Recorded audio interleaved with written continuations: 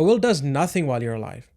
Zero. It sits in a drawer, no power until you die. And when you die, the will goes to court, probate starts, court validates, confirms who's in charge, oversees the distribution of your assets or whatever's in that probate bucket.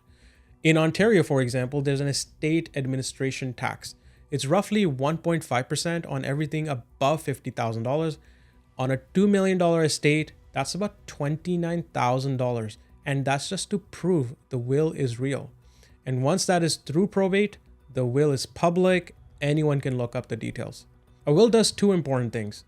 It names your executor, the person who gathers your assets, pays the bills, files final tax return, and distributes whatever is left.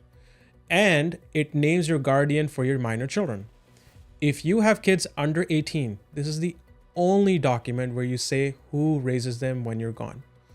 Only place. A trust can't do this. If you have young children, you need to do your will. It's not optional. But a will can't avoid probate. It goes through probate. That's how it works.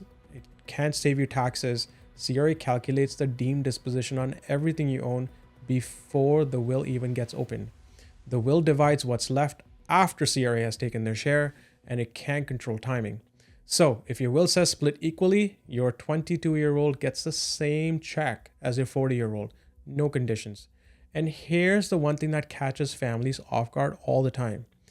If you become incapacitated while you're alive, stroke, dementia, serious accident, you're here, but you cannot make decisions, your will does nothing. Let me paint this picture for you. Your mom has a stroke, she owns her home, she has investments, bills are coming in, someone needs to manage her affairs. She can't sign anything, she can't make any decisions. Without the right documentation, your family might end up in court just to get legal authority to help her. That can take weeks, months, and during that time, everything is in limbo while your family deals with a medical crisis on top of the legal one. Now, there are documents that help. A power of attorney for finances lets someone manage your money on your behalf.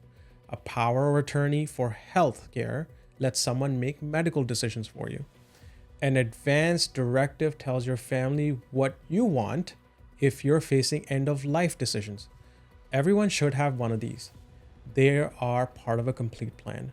But even a power of attorney have limits. Banks can question them, they get challenged, and they work on account-by-account basis sometimes. A family trust handles this completely differently.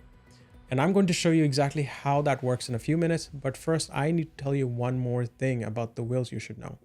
There's a strategy in Ontario called dual wills. Two wills. You have a primary will and a secondary will. Primary will usually has assets that we know for a fact will need probate at some point, such as your home, real estate, bank accounts. But you have secondary will for assets that for sure don't need probate, such as private company shares. The secondary will never goes to court, and you save probate fees on all of those assets that are in the secondary will. And most importantly, they can keep your affairs private.